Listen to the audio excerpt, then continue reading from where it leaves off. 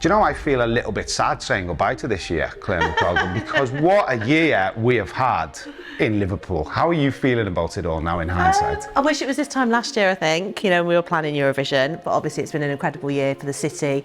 Feels like it went by in a flash. Maybe that's you getting older or whatever, but it feels like it went past so quickly. So yeah, we did good this year. We did? Liverpool did good, yeah. What's the actual impact been like? Because obviously we've seen it everywhere, we're still talking about it, we're still feeling it, but kind of what's it done for the city? What's that economic impact? I think the economic impact was I think, just over 54 million, which was huge and much more than we ever anticipated. But I think more than that, it's put Liverpool back on that music map as well, and that's the thing. What's really interesting to me is how many other cities are contacting us, however from across the world actually, wanted to know how we did it, and looking at Liverpool as a kind of real model of good practice for something like Eurovision, which has been going on for a very long time, but I think we just did it really differently without knowing that we were going to, if that makes sense. Is that interesting though, because you've come to the end of it now? Do you look back and think we didn't expect that to happen, or we didn't actually plan that, or we should have done that differently? How's that been?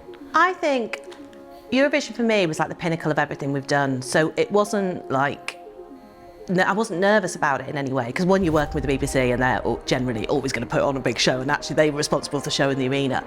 But all the stuff we did outside, because it had never been done before, and because we were doing it on behalf of Ukraine, it was just really, really different. And it didn't feel like, I don't think, maybe I'm just being all kind of Pollyanna about it now, but it didn't feel at any point in time that anything was going to go wrong, because we've done it before, and this was just a chance for us to do it again, but on a massive international stage. I'm really proud of what the city did for it. What was the one moment that you had during those 2 weeks, and I bumped into you a few times, where you just kind of went, wow, we've done it? What was that day? What was that specific moment? Do you know what? It wasn't really anything, because I sat up here the whole time. So I'm in the Cunard building, looking down generally on the pier head, waiting for every single one of those nights to end, because then you can kind of switch off for a bit. But I think one of the real moments for me was walking around on the Saturday with ministers, with the chief executive, with Tim Davie from the BBC, and them just being like, my God, this city is amazing. And then there's little moments like, I was being interviewed for the BBC, and I was on my bike. And then the minister said to me, Claire, the bird's gone down. And I was like, all right, I'll fix that then, shall I? It was just like, it was just a really weird, brilliant 2 weeks where it felt like there was this huge Liverpool Eurovision family here. And it just was so busy. But we didn't just do Eurovision, we've done tons more this year as well. River Light was one of the most successful River Lights we've had. Tell us about that. It was, and it was really interactive this year. I mean, the weather was awful. I mean, it was like 2 weeks where I don't think we've ever had weather that bad for River Light. But, it brought in 6.2 million in economic impact. It was hugely busy, even though it was, rubbish weather. And I think Liverpool, again, River Light has grown every single year, so it's become a time in the calendar where people go and they take their kids, and now they've got all that history, haven't they? So their kids, whatever they've taken, had photographs taken by them however many years ago, and now older. So I just think it's like one of those moments that Liverpool people especially really love River of Light. But then we did Battle of the Atlantic as well. We've just done loads this year.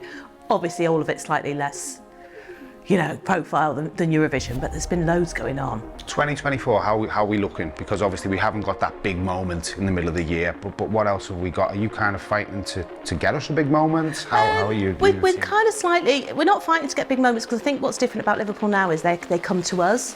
So Taylor Swift is going to be massive, isn't it? It's going to be huge at Anfield, and not just in Anfield, but I think it's a bit like Eurovision, people just descend on the city.